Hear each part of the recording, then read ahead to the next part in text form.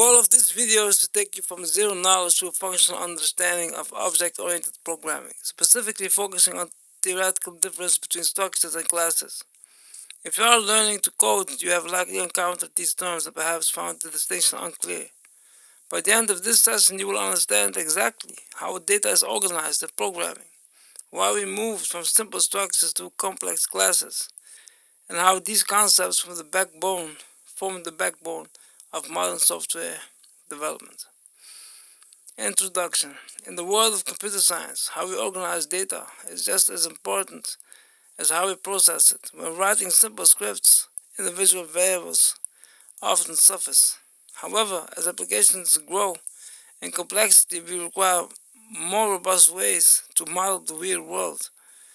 Today we will examine the evolution of data organization. First, we will define what the structure is and how it relates to procedural programming. Second, we will introduce the concept of the class, which is the fundamental building block of object-oriented programming, or OOP.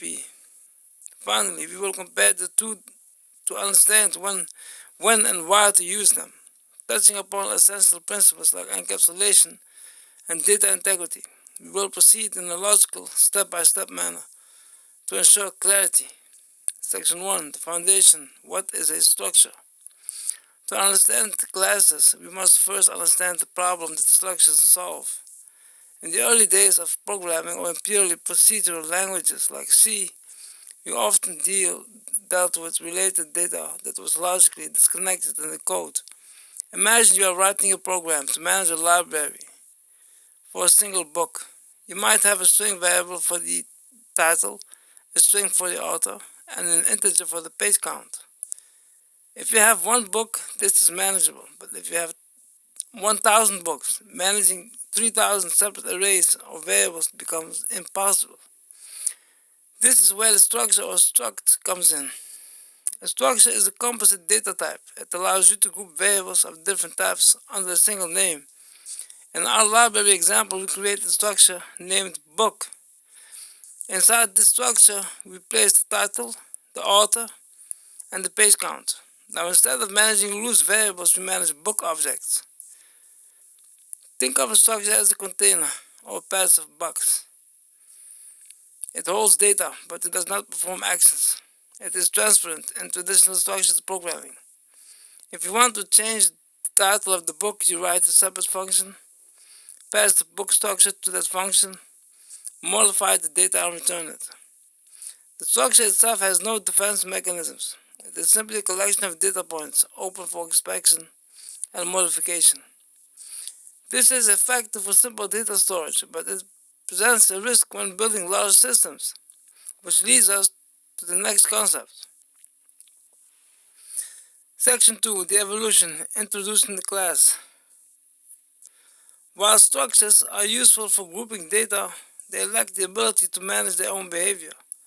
This limitation is addressed by the class. A class is the core blueprint of object-oriented programming, like a structure. A class groups data together.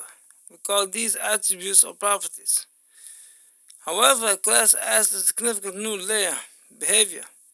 In a class, we combine the data with the functions that operate on that data. These functions are called methods. Let us return to the library example. If a book is a class, it still holds the title and author. But now the book class can also contain methods such as checkout function, or return function, or update underscore condition function. The crucial distinction here is the shift in perspective. In procedural programming with structures, acts happen to the data. In object-oriented programming, OOP, with classes, the data acts on itself. This brings us to a primary concept you must memorize, encapsulation. Encapsulation is the practice of bundling data and methods into a single unit and restricting access to some of the object's components. Unlike the transfer structure we discussed earlier, a class can hide its internal state. You might not allow an external part of the program to directly change the page count variable. Instead, you provide a public method that allows the change only if the specific rules are met. This protects the integrity of your data. ensuring the system remains stable. Section 3. Real-world application. The bank account. To solidify this understanding, we will examine a standard industry example, the bank account. If we were using a simple structure, a bank account would just be a container holding a number, say the balance.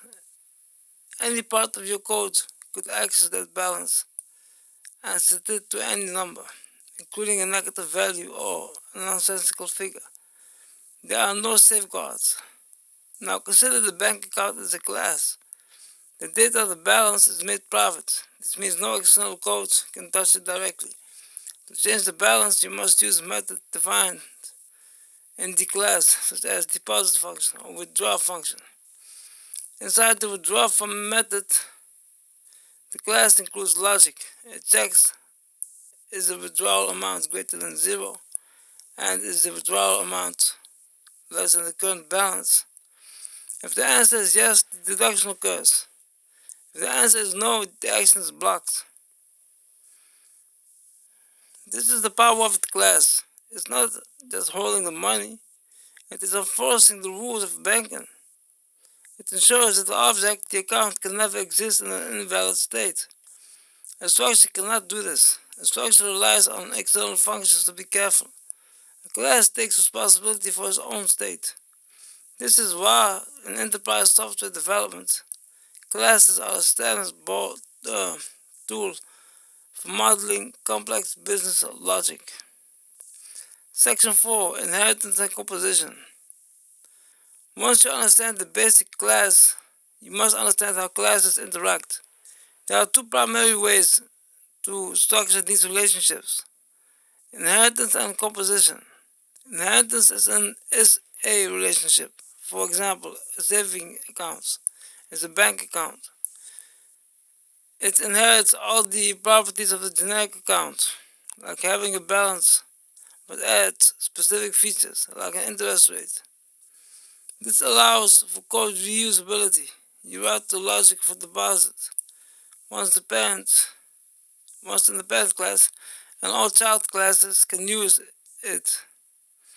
However, modern programming best practices often favor the second approach, composition. Composition has a relationship instead of saying a car is a vehicle. We look at the parts. A car class has an engine class. A car class has a transmission class. By building class out of other smaller well-defined classes, we create systems that are flexible and easier to maintain. This aligns with the principle known as single responsibility principle. A class should do one thing and do it well. If a class becomes too large, it is often better to break it down into smaller components using compositions.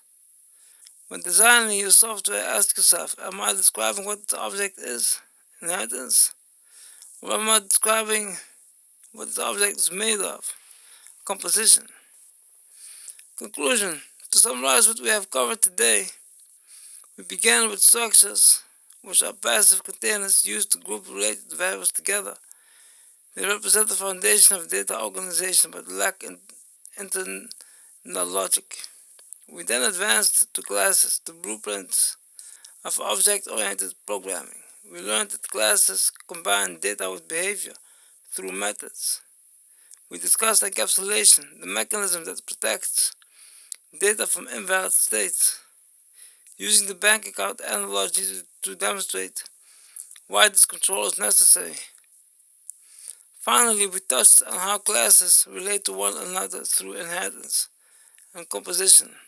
Understanding these distinctions is the first step toward writing professional-grade software. It moves you from writing scripts that simply run to engineering systems that are scalable and secure. If you found this handbook helpful in clarifying these fundamental concepts, please indicate that by liking the video. For more direct, structured explanations of programming concepts starting from zero knowledge, subscribe to the channel. There is much more to learn, and we will continue to break it down, step by step,